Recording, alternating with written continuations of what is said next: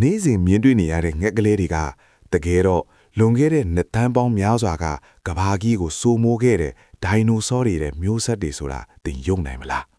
ကျွန်တော်တို့တော်တော်များများကဒိုင်နိုဆောတွေဟာလွန်ခဲ့တဲ့နှစ်ပေါင်း66တန်းကျော်ကအိုကာခဲကြီးကြာရောက်ပြီးအကုန်လုံးမျိုးတုံးပျောက်ကွယ်သွားပြီလို့ထင်နေကြတာပါဒါပေမဲ့ဒါကအမှန်တရားရဲ့သစိတ်တစ်ပိုင်းပဲဖြစ်ပါတယ်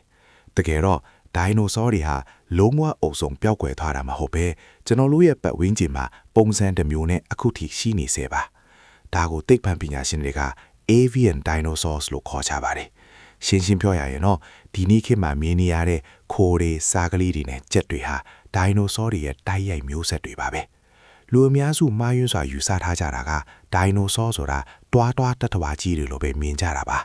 ဒါပေမဲ့သမိုင်းကြောင်းကိုပြန်ကြည့်မယ်ဆိုရင်လွန်ခဲ့တဲ့နှစ်သန်းပေါင်းများစွာကနေထိုင်ခဲ့တဲ့ theropod လို့ခေါ်တဲ့ခြေနဲ့ချောင်းထောက်ဒိုင်နိုဆောတွေစီကနေဒီငှက်တွေဆင်းသက်လာတာဖြစ်ပါတယ်နာမည်ကျော် T-Rex နဲ့ဒီနေ့ခေတ်ချက်တွေကြားမှာမျိုးရိုးပြီးစားဆက်နွယ်မှုတွေအများကြီးရှိနေတာကတကယ်ကိုအံ့တော်ကိုကောင်းပါတယ်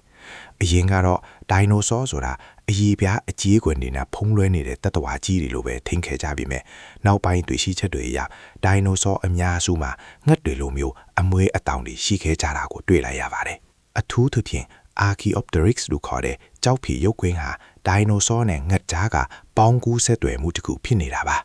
သူတို့မှာဒိုင်နိုဆောတွေလိုသွားတွေအမီးရှည်တွေရှိသလိုငှက်တွေလိုအမွေးအတောင်တွေလည်းရှိနေတာကစင်ခဲပြောင်းလဲမှုရဲ့သက်တည်ပါပဲ။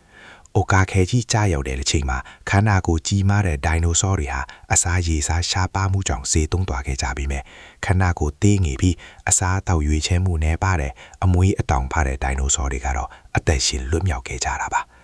အကြီးကနေသစဉ်နေပေါင်းတန်းချီပြီးအတောင်ပန်းတွေပြန်ထန်နိုင်စွမ်းတွေဖွံ့ဖြိုးလာပြီးတော့ဒီနေ့ခေတ်မှာမြင်တွေ့နေရတဲ့ငှက်မျိုးစိတ်ပေါင်းတောင်းကြုံထစ်လာခဲ့တာပါ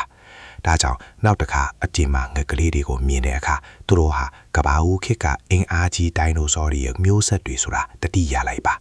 ဒိုင်နိုဆောတွေကကဘာကြီးပေါ်ကနေပျောက်ကွယ်သွားတာမဟုတ်ပါဘူးပို့ပြီးသေးငယ်တဲ့ပို့ပြီးလှပတဲ့ပုံစံတွေအဖြစ်ပြောင်းလဲပြီးကျွန်တော်တို့နဲ့အတူရှိနေတာပဲဖြစ်ပါတယ်